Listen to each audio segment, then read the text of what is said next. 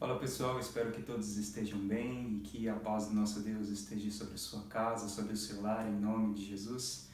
Hoje eu gostaria de conversar com você em Romanos 12, versículo 1, que diz assim: Portanto, irmãos, rogo-lhes pelas misericórdias de Deus e que se ofereçam em sacrifício vivo, santo e agradável a Deus.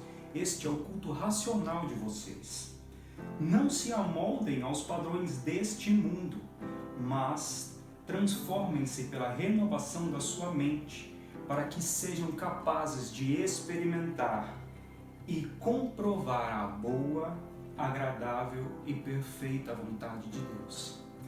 Olha só, Deus nos diz aqui no versículo 2, não se amoldem aos padrões deste mundo. O que significa isso? Que eu e você não devemos nos moldar mediante as coisas deste mundo, mas que nós devemos nos moldar segundo a palavra dele, segundo aquele que ele nos ensina mediante a sua palavra.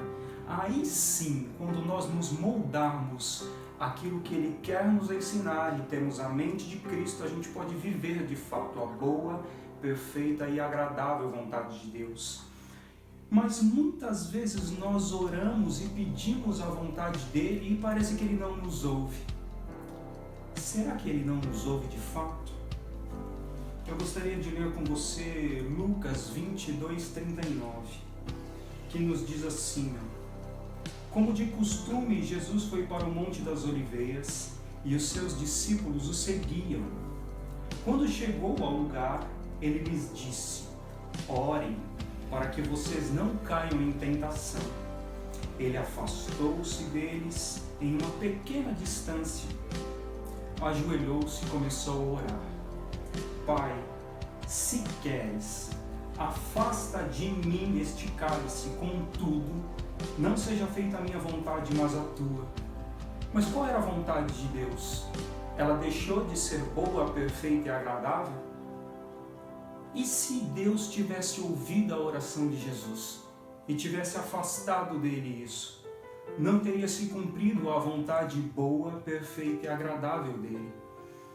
Sabe quando a gente ora por cura, por transformação, por resgate, seja de um amigo, seja de um conhecido, muitas vezes de um ente tão querido, e parece que Deus não ouve aquilo que nós pedimos?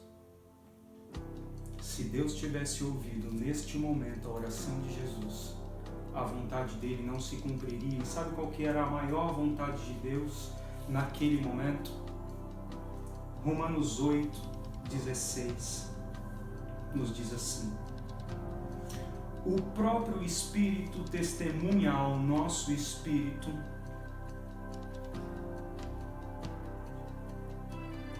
que nós somos filhos de Deus.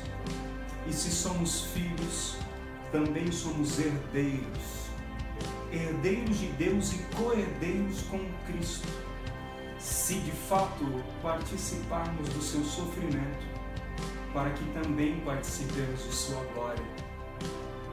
Muitas vezes nós achamos que a vontade boa, perfeita e agradável de Deus é aquela que nós pedimos, mas preste atenção. A boa, perfeita e agradável vontade é de Deus e não da nossa vontade. Muitas vezes nós achamos que Ele não nos ouve, mas muito pelo contrário, Ele cumpre aquilo que é o necessário para que as coisas aconteçam. Porque pela morte de Cristo é que de fato nós fomos salvos e feitos herdeiros e co-herdeiros com Cristo, e assim podemos viver a sua boa, perfeita e agradável vontade. Que Deus te abençoe em nome de Jesus.